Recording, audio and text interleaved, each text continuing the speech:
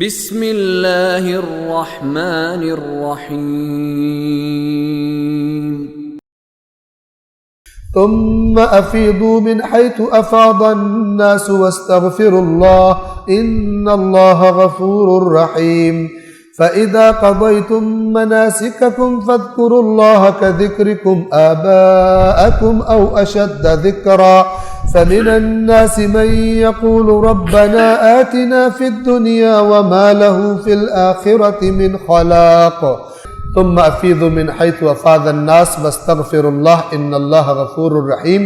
پھر وہیں سے تم نے آنا ہے، روانہ ہونا ہے جہاں سے لوگ روانہ ہوتے ہیں. یہ کیا تھا؟ قریش اور ان کے کچھ خاص اتحادی قبائل قریبی، انہوں نے عام لوگوں سے ہٹ کے اپنے لیے بنایا ہوا تھا. کہتے تھے عرفات ہم نہیں جائیں گے، ہم ذرا ہائی لیول کے لوگ ہیں، ہم ایلیٹ ہیں، ٹھیک ہے، ہم عرفات نہیں جائیں گے، لوگ عرفات سے آئیں. یہ مزدلفہ سے آگے چلتے تھے. تو اب کیا کہا گیا؟ جہاں سے لوگ آئیں وہیں سے تم ناک نیچے کر کے آؤ، وہیں سے تم اپنے آپ کو کوئی ایکسٹرا مخلوق، بڑی مخلوق نہ سمجھو. جہاں سے لوگ آ رہے ہیں وہیں سے آؤ گے تم، نہ کہ وہی گندی رسم کہ جو بڑے لوگوں نے اور امیروں سیٹھوں نے اپنے لیے الگ ہی سسٹم بنایا ہوتا ہے، وہ تم نہیں کرو گے. تم افیضوا من حیث افاض الناس، وہاں سے آؤ، روانہ ہو جہاں سے لوگ روانہ ہو. واستغفروا اللہ، اور اللہ سے مغفرت طلب کرتے رہو. ان اللہ غفور الرحیم، یقیناً اللہ مغفرت کرنے والا اور خصوصی رحمتوں والا. فَإِذَا قَضَيْتُم مَّنَاسِكَكُمْ فَاذْكُرُوا اللَّهَ كَذِكْرِكُمْ آبَاءَكُمْ أَوْ أَشَدَّ ذِكْرًا. پس پھر جب تم حج کے اعمال مناسک بجا لو، تمام کر چکو، تو اللہ کا ذکر کرو اس طرح جس طرح اپنے باپ داداؤں کا ذکر کیا کرتے تھے. او اشد ذکرًا، بلکہ اس سے یا اس سے بھی بڑھ کر. یہ کفار میں رسم تھی، اور آج بھی بعض لوگوں کو بہت شوق ہوتا ہے اپنے خاندان کی تعریفیں کرنے کا، اپنے باپ داداؤں کی تعریفیں کرنے کا. تو کفار جو قریش والے تھے کیا کرتے؟ چونکہ لوگ آئے ہوتے تھے، جمع ہو جاتے تھے، تو اپنے آپ کو بڑا بنا کے پیش کرنے کے لیے، میرا باپ جو تھا وہ یوں سخی تھا، یوں شجاع تھا، ہمارے دادا کے تو کیا کہنے، ہمارے کبھی. اللہ نے مسلمانوں نے کہا کہ اب نہ باپ نہ دادا تو نہ قبیلہ. جس طرح شوق سے، توجہ سے کوئی کمی نہ رہ جائے، میرے دادا کی شخصیت کی بڑائی بیان کرنے میں کوئی کمی نہ رہ جائے، اس طرح کرتے تھے نا. اس طرح یہ نہیں ہے کہ اللہ کا ذکر سبحان اللہ سبحان اللہ، توجہ کہیں اور ہے. دادے کا ذکر آیا، کیا بات ہے، بات جاگ گیا. دادے کا ذکر آیا، کہتا ہے کوئی کمی نہ رہ جائے. اللہ اس کے لیے چھوٹا ہے، دادا بڑا ہے. دادے کی جب تعریف کرتا ہے، باپ کی جب تعریف کرتا ہے، تو زمین آسمان کے کلابے ملا دیتا ہے. اللہ کا ذکر جب کرتا ہے سست ہو جاتا ہے. اللہ نے فرمایا کہ اس طرح کرنا ہے جس طرح، جس ذوق اور شوق سے اپنے باپ دا. آج کل کیا ہوتا ہے؟ فَإِذَا قَضَيْتُم مَّنَاسِكَكُمْ، گھس جاؤ شاپنگ سینٹرز میں، اور شاپنگ جو ہے نا کچھ نہ چھوڑو وہاں پر. بعض لوگ اپنے حج کے اثرات انہی شاپنگ سینٹرز میں چھوڑ کے آ جاتے ہیں. حج جیسے ختم ہوتا ہے، اب انسان کو چاہیے مجھے اتنا خزانہ دیا، میں ذرا محافظ نہیں. اور مینا میں بیٹھ کے لڑ رہے ہوتے ہیں، میری جگہ پہ یہ لیٹ گیا، فلان ہو گیا، کیا ہو گیا، حج کیا تم نے، اور شیطان آ گیا وہاں سے جس کو پتھر مار کے آیا وہ واپس آ گیا. غیبتیں، سالار قافلہ کی غیبتیں، اور پتہ نہیں کیا کیا. اور جب نیچے اترتے ہیں شاپنگز، کیا تھا؟ وَتَزَوَّدُوا فَإِنَّ خَيْرَ الزَّادِ التَّقْوَىٰ، تقویٰ ساتھ ساتھ رکھنا. اب شاپنگز ہو رہی ہے، تقویٰ غائب ہو گیا.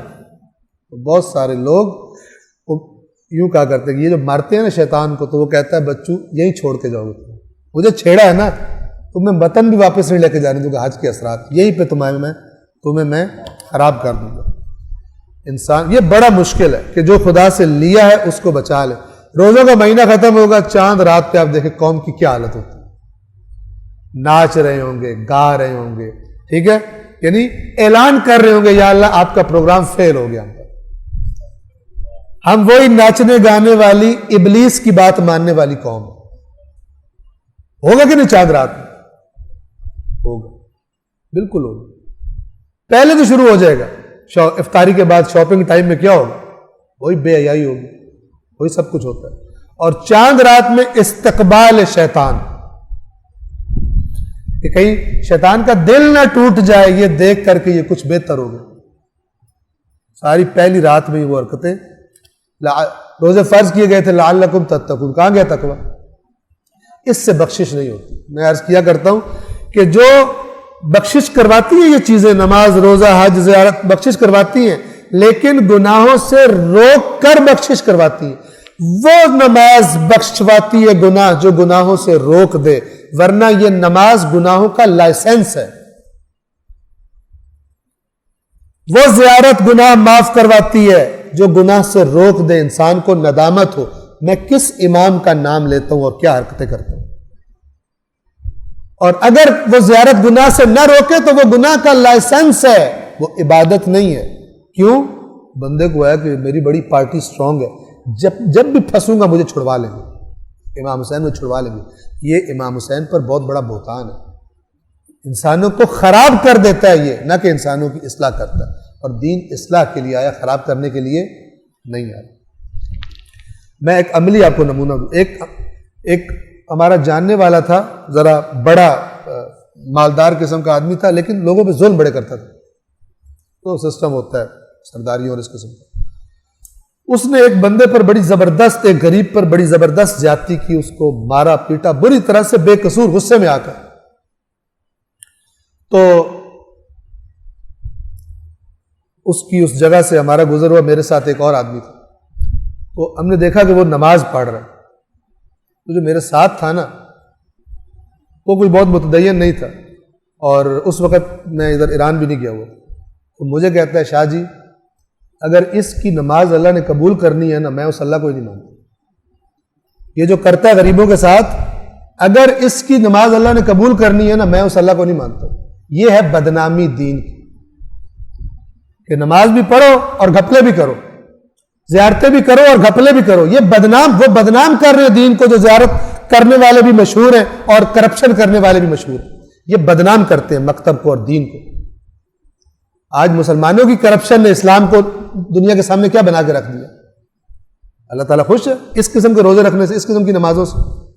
اس نے تو بتا دیا نماز روکے گی برائی سے, اس نماز کی روح کو نکال دیا, اس کی بے جان لاش کو اپنے ساتھ, اپنی کرپشن کے ساتھ نماز کی لاش کو بھی گھسیٹتے پھرتے, جس میں سے بدبو آتی ہے, لاش میں سے بدبو آتی ہے, ڈکے کرتی ہے.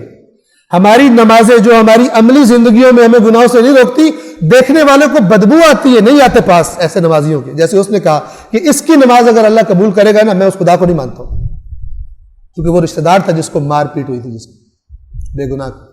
یہ اتنا ظالم, اور خدا اس کی نماز قبول کرے, میں نہیں مانتا. یہ ہوتا ہے غلط لوگ کیسے دین اور مکتب کو بدنام کرتے ہیں. صلوات پڑھیے محمد وآل محمد پر.